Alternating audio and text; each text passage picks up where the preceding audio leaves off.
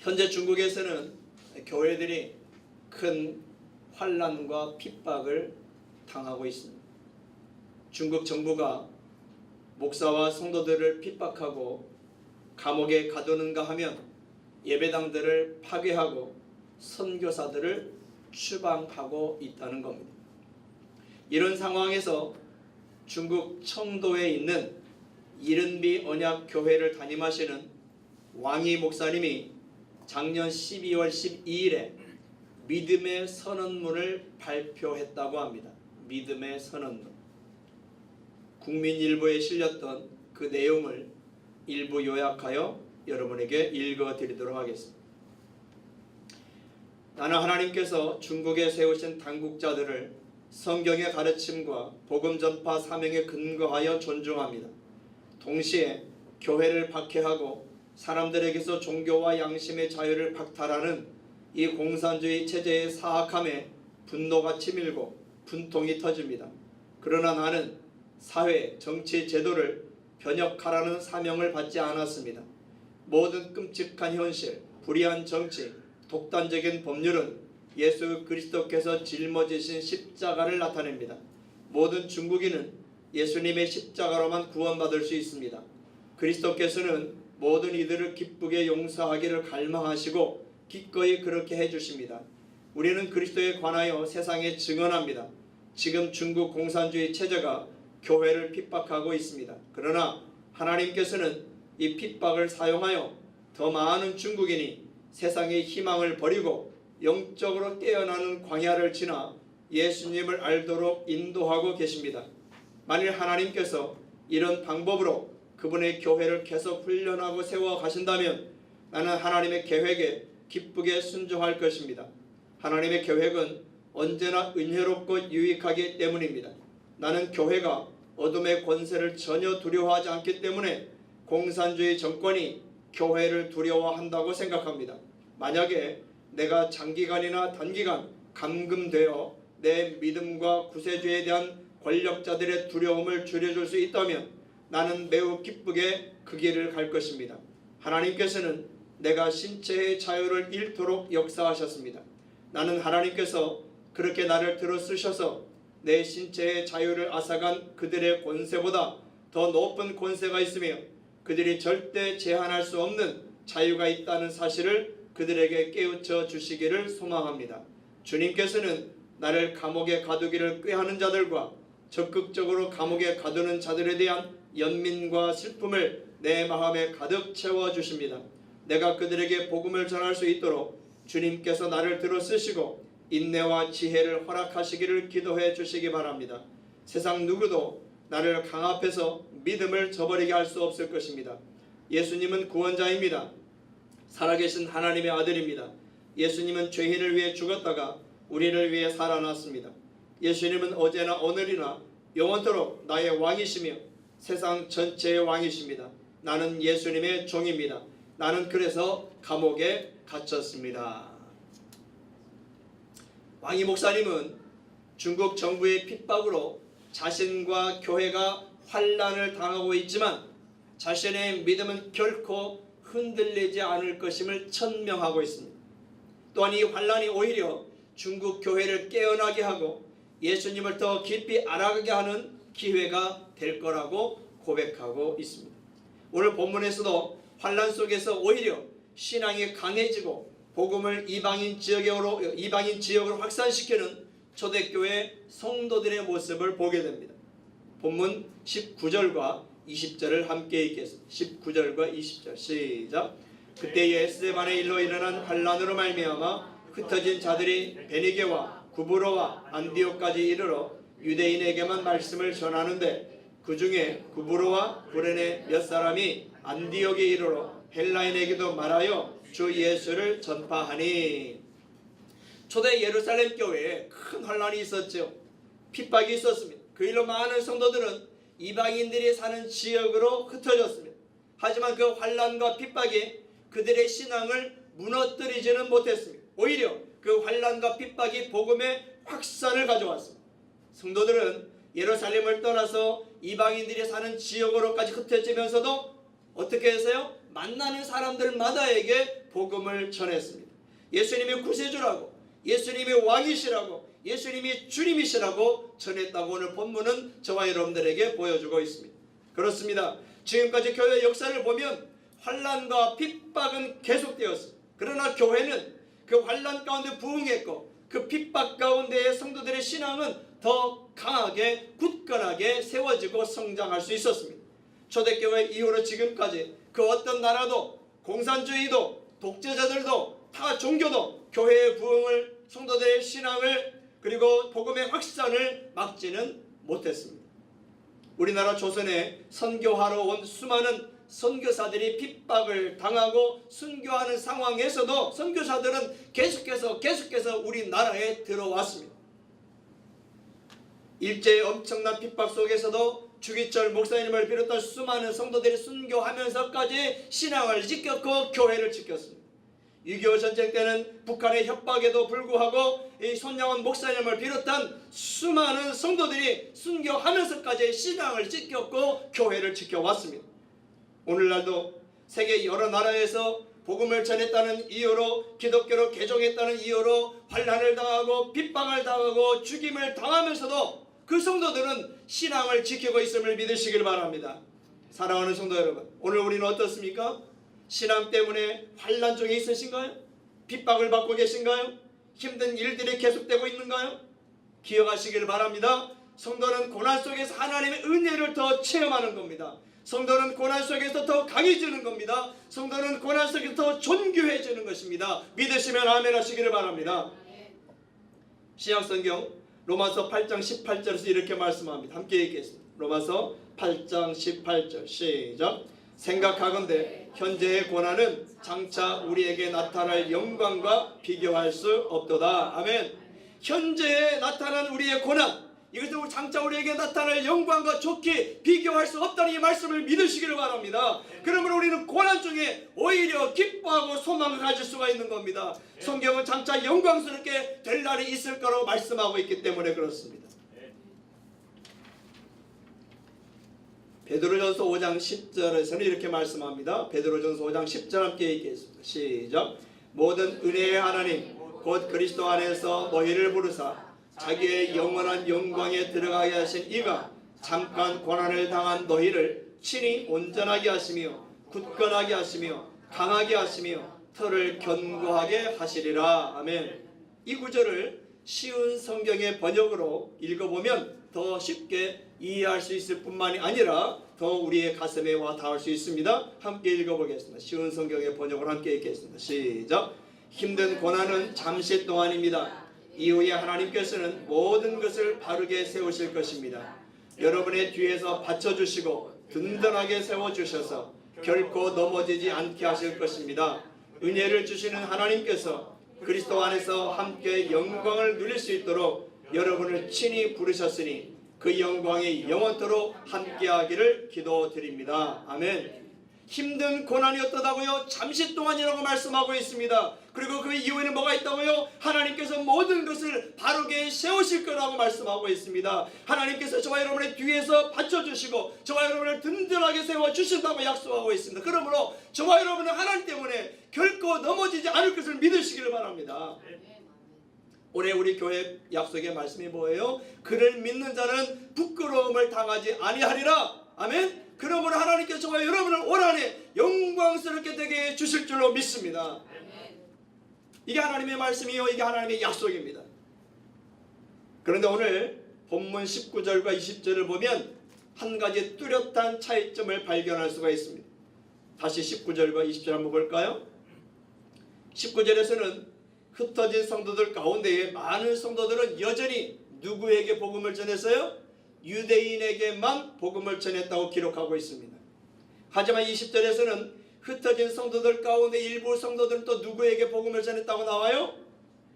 헬라인들에게 복음을 전했다고, 예수님을 전했다고, 예수님이 주님이시라고 전했다는 것을 기록해주고 있습니다.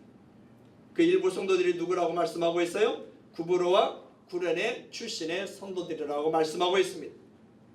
구브로는 이스라엘 서쪽에 있는 자그마한 섬입니다. 이방인 지역이죠. 오늘날의 키프로스라고 하는 섬나라입니다. 구레네는 북아프리카의 키레네로서 역시 이방인 지역이고 지금의 리비아를 말합니다. 리비아. 이 구브르와 구레네 출신들만이 유대인이 아닌 헬라인들, 유대인이 아닌 헬라인들에게 구세주여 주님이신 예수님을 믿어서 구원받으라고 전했다는 겁니다. 어떻게 그게 가능했을까요? 이방인들을 부정하게 여기고 이방인들과 가까이 하지 않고 이방인들과 함께 식사 자리에도 함께 하지 않았던 그 분위기 속에서 어떻게 구브르와 구레네 출신 성도들은 이방인들에게 복음을 전할 수 있었을까요? 그것은 그들에게 예수님의 마음이 있었기 때문입니다. 예수님은 하나님과 죄인된 사람들 간의 높은 죄의 장벽을 깨뜨리기 위해서 이 땅에 오셨습니다. 그리고 그 죄의 장벽을 깨뜨리기 위해서 친히 십자가를 지고 죽으셨습니다. 그래서 그 십자가는 우리의 죄를 담당한 속죄의 십자가입니다. 그 십자가는 우리의 심판을 대신 담당한 형벌의 십자가입니다. 그 십자가는 하나님과 우리를 연결하는 화평의 십자가입니다.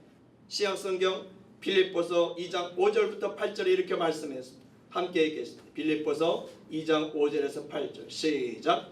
너희 안에 이 마음을 품으라. 곧 그리스도 예수의 마음이니 그는 근본 하나님의 본체시나 하나님과 동등됨을 취할 것으로 여기지 아니하시고 오히려 자기를 비워 종의 형체를 가지사 사람들과 같이 되셨고 사람의 모양으로 나타나사 자기를 낮추시고 죽기까지 복종하셨으니 곧 십자가에 죽으심이라. 아멘. 예수님을 믿는 우리 안에 무엇을 가지라고 말씀하고 있어요? 예수님의 마음을 가지라고 말씀합니다. 예수님의 마음은 사람들 앞에서 자신을 낮추는 겁니다. 예수님의 마음은 모든 사람에게 내가 먼저 다가가는 겁니다. 예수님의 마음은 모든 사람에게 내가 먼저 예수님을 구세주라고 예수님을 주님이라고 전하는 겁니다. 예수님의 마음은 모든 사람을 내가 먼저 귀하게 존귀하게 여기는 겁니다. 예수님의 마음은 막힌 장벽을 내가 먼저 허무는 겁니다. 예수님의 마음은 내가 먼저 편견을 깨뜨리는 겁니다. 예수님의 마음은 내가 먼저 그 사람을 품는 겁니다. 물론 쉽지는 않습니다. 그래서 예수님도 십자가를 지시기 전에 겟세마네 동산에 가셔서 땀방울이 빗방울이 되도록 하나님께 간절히 기도하셨습니다. 하나님, 내가 이 잔을 마시기가 너무나 힘들고 고통스럽습니다. 이 잔이 좀 지나갔으면 좋겠습니다. 그러나 이게 하나님의 뜻이라면 제가 이 잔을 마시겠습니다.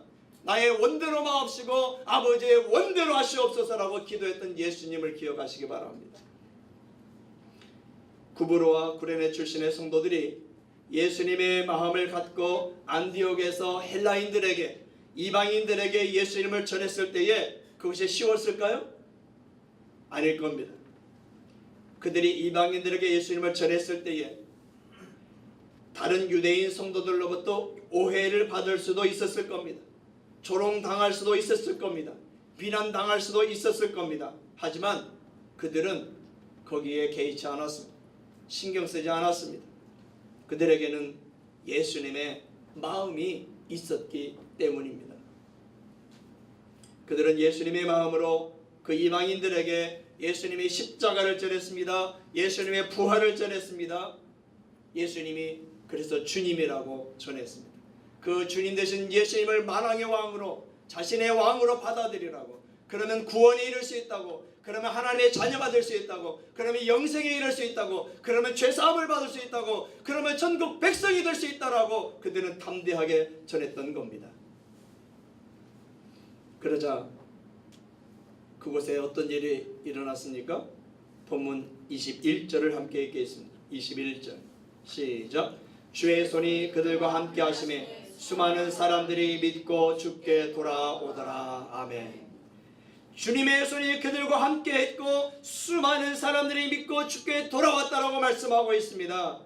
그들이 예수님의 마음을 가지고 이방인들에게 예수님을 전했을 때에, 예수님이 구세주라고 전했을 때에, 예수님이 주님이라고 전했을 때에, 예수님이 왕이시라고 전했을 때에, 예수님이 죄사함을 이루신 분이라고 전했을 때에, 그리고 그 예수님을 믿으면 구원을 받고 하나님의 자녀가 되고 당신들도 천국 백성이 될 수 있다라고 전했을 때에 주님의 손이 그들과 함께 했다는 겁니다. 그러니까 수많은 사람들이 믿고 주께로, 예수님께로, 하나님께로 돌아왔다고 말씀해 주고 있습니다. 주님의 손이 그들과 함께 했다. 이것은 주님께서 그들에게 위로해 주셨다는 겁니다. 주님께서 그들을 도와주셨다는 겁니다. 주님께서 그들에게 힘을 주셨다는 겁니다. 그리고 수많은 사람들이 그로 인해서 예수님께로 돌아왔다라고 성경은 저와 여러분에게 분명하게 말씀해 주고 있습니다. 예수님의 마음을 품고 있었더니 이방인들에게도 그 예수님을 전할 수 있었고, 그때 주님의 손이 그들과 함께 있고 수많은 이방인들이 예수님께로 돌아왔다. 할렐루야. 국내에 유명한 모 목사님의 설교를 제가 한번 들었습니다. 그 설교 중에 인도네시아에서 선교하시는 선교사님 이야기를 하셨습니다. 그 선교사님이 목사님에게 식사 자리에서 이런 간증을 하시더랍니다. 목사님, 이곳에서 오랫동안 복음을 전하고 사람들을 섬기다 보니까 어느 날 이런 생각이 들었습니다. 나는 누가 위로해 주나? 나는 저 사람들을 위로해 줬는데 나는 누가 위로해 주나? 또 나는 누구에게 사랑을 받나? 나는 저 사람들은 내 인생을 다 바쳐 사랑하고 섬겼는데 과연 나는 누구에게 사랑을 받나? 그러자 어느 날 기도하는데 이런 하나님의 음성이 들려왔습니다. 내가 너를 위로해 주지 않니?